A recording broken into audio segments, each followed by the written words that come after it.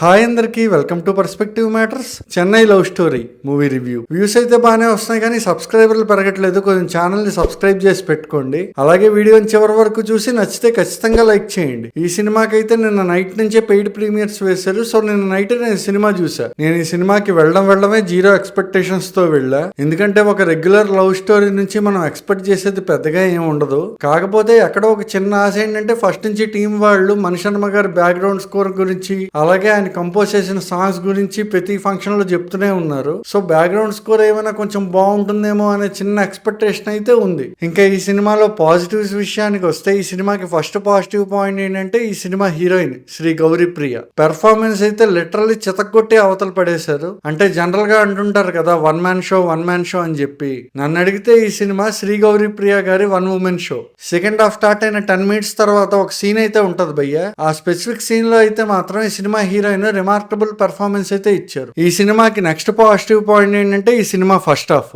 అంటే బేసిక్ గానే ఈ సినిమా ఎలా ఉంటుంది అంటే ఫస్ట్ హాఫ్ మొత్తం ఒక సినిమా, సెకండ్ హాఫ్ మొత్తం ఇంకో సినిమా అన్నట్లు ఉంటుంది. అయితే ఫస్ట్ హాఫ్ లో స్టోరీ గానీ, స్క్రీన్ ప్లే గానీ, పెర్ఫార్మెన్సెస్ కానీ అన్ని బాగున్నాయి. ఫస్ట్ హాఫ్ మొత్తం అయిపోగానే అందరికీ ఒక క్వశ్చన్ మార్క్ అయితే వస్తుంది. అలాగే సెకండ్ హాఫ్ మీద బేభత్సమైన ఎక్స్పెక్టేషన్స్ కూడా వస్తాయి. ఇంకా ఈ సినిమాకి నెక్స్ట్ పాజిటివ్ పాయింట్ ఏంటంటే సినిమాటోగ్రఫీ. సినిమాటోగ్రాఫర్ నేమ్ వచ్చేసి విశ్వాస్ డానియల్. సినిమాటోగ్రఫీ గురించి మాట్లాడాలి అంటే ఎస్పెషల్లీ ఈ సినిమాలో ఫ్రేమ్స్ చాలా అంటే చాలా బాగున్నాయి. అంటే ఎక్కడా కూడా ఒక ఫ్రేమ్ మన కళ్ళకి డిస్టర్బింగ్ గా అయితే అనిపించదు. స్పెషల్ గా మెన్షన్ చేయాల్సిన విషయం ఇంకోటి ఉంది, అదే ఈ సినిమా కాస్ట్యూమ్స్.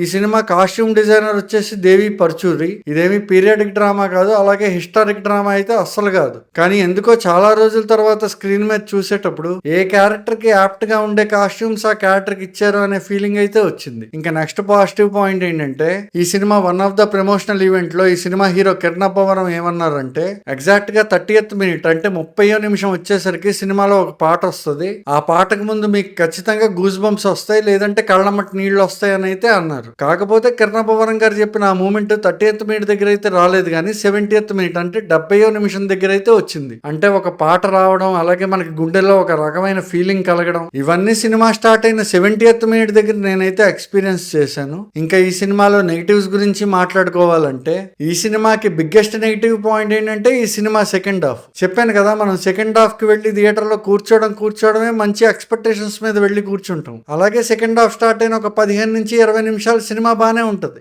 ఆ తర్వాత స్క్రీన్ మీద మీరు ఎవ్వరూ ఊహించని ఒక ఇన్సిడెంట్ అయితే జరుగుతుంది. ఆ ఇన్సిడెంట్ ఏంటి అనేది నేనైతే ఇక్కడ చెప్పలేను కానీ ఒకవేళ ఆ స్పెసిఫిక్ ఇన్సిడెంట్ కి మీరు కన్విన్స్ అయ్యారు అంటే మీకు సెకండ్ హాఫ్ నచ్చుతుంది. కానీ ఆ ఇన్సిడెంట్ మిమ్మల్ని కన్విన్స్ చేయకపోతే మాత్రం literally second half torture feel అవుతారు. నేనైతే ఆ ఇన్సిడెంట్ కి అస్సలు కన్విన్స్ అవ్వలేదు. ఫ్రాంక్ గా చెప్పాలి అంటే ఆ ఇన్సిడెంట్ తర్వాత నేను సినిమాతో డిస్కనెక్ట్ అయిపోయా. నా ఒక్కడికే అలా అనిపించిందేమో అని చెప్పి నాతో వచ్చిన వాళ్ళని కూడా అడిగా, వాళ్ళు కూడా కంప్లీట్ గా డిస్కనెక్ట్ అయ్యారు. నన్ను అడిగితే సెకండ్ హాఫ్ లో వచ్చే ఆ పాయింట్ ఏదైతే ఉందో అదే ఈ సినిమా రిజల్ట్ ని కంప్లీట్ గా డిసైడ్ చేస్తుంది. ఇంకా ఈ సినిమాకి నెక్స్ట్ నెగిటివ్ పాయింట్ ఏంటంటే ఈ సినిమా డ్యూరేషన్ 2 గంటల 59 నిమిషాలు ఉంది సినిమా.